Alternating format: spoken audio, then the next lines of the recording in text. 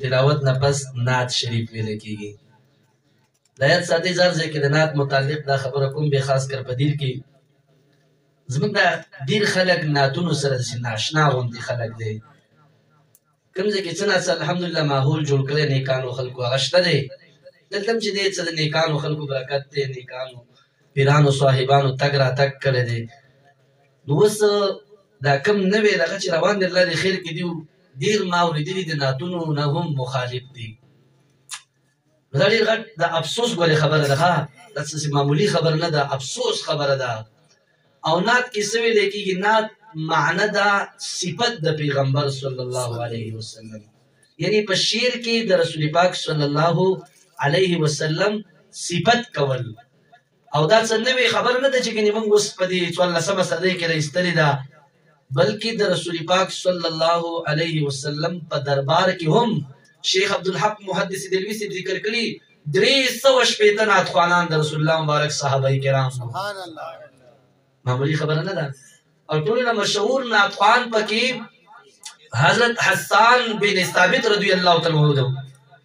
وګورئ نعت کوشش کوئ، نعت اورئ، او دا درته یقیني ویم چې کوم محفل ته لاړ شئ هلته تلاوت هم وشي، نظمونه هم وشي، تقریرونه هم وشي، ملیان پکې هر څه ووایي، خو چې نعت ونه ویلی شي نو پوه شئ چې پیه ما پیه دل میں کچھ کالا کالا ہے. نو ګوره دا صحیح خبره نه ده. تاسو په هغه خلکو زه بې شکې کېږم چې داسې معامله روانه ده چې نعت پکې ونه ویلی شو خو څه چل دی پکې. نو نعت دا نعت نه بعضې خلک ولې هېرېږي؟ ځکه په دې نعت کې سم شاعر حد کړی د پیغمبر پاک صلی الله علیه وسلم صفتونه یې بیان کړي. او بعضې خلکو دغه ګولۍ تېرېږي نه، دغه شربت یې تېرېږي نه.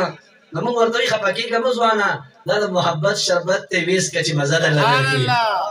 دا د محبت شربت دی، دا څکه انشاءالله یو بیماری به درته نه لګي، روحاني بیماری به درته نه لګي.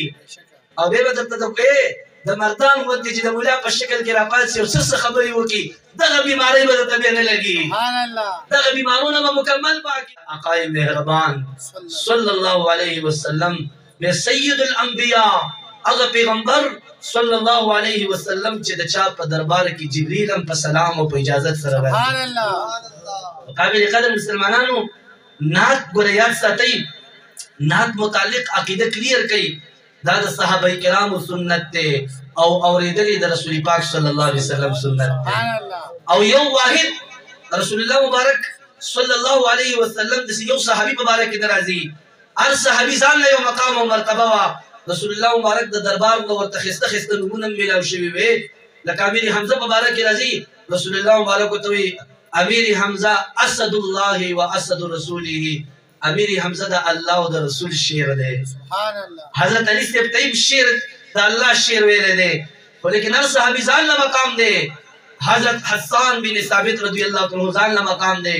دا به چې کله نعتخوانۍ ته پاڅېدو یو ورځ یې رسول الله مبارک په خپل دغه کرسۍ وله برابر کړه او خپل څادر یې ورته خور کو او حسان ته وایي حسانه پاڅه نعت ووایه هغه کافرانو مشرکانو ته چې هغوی په شعرونو کې زما مذمت بیانوي.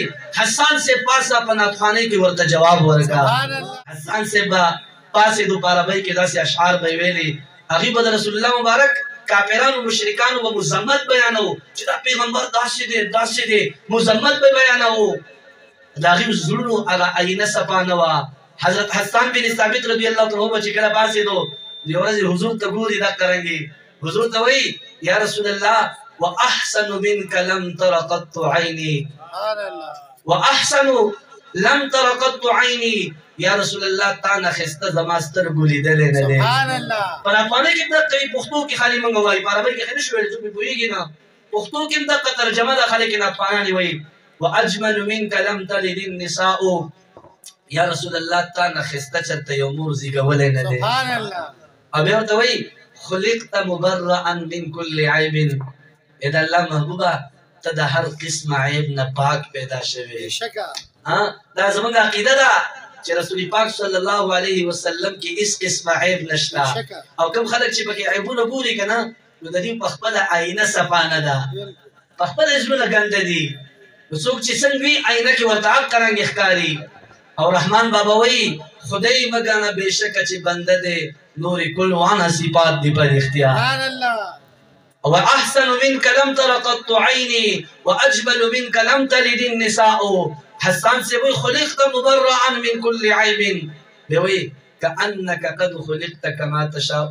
اذا اللہ محبوب دومره خسته پیدا شوی گویا کی سن چې تا غوښتا الله هغه رنګ پیدا کړی. دنیا کی سو په یو تاریخ کې خودل نشي چې چرته د یو پیغمبر دا یو بادشاہ د یو وزیر داسې ادب او احترام شوی لکه د مدینه منورې صحابه کرامو چې د خپل محبوب صلی الله علیه وسلم کړی داسې ادب یې کړی چې رسول الله مبارک به کومې لارې تو یولې هغه لارې به یې راغېستلې او په خپل بدن باندې به یې مږلې. تاسو تاریخ کې داسې ادب چېرته اورېدلی دی؟ نن که څوک چې لاس هم ښکلوي دا څه کې حالانکه رسول صحابه کرامو د حضور نبی کریم صلی الله علیه وسلم خپې ښکل کړي دي.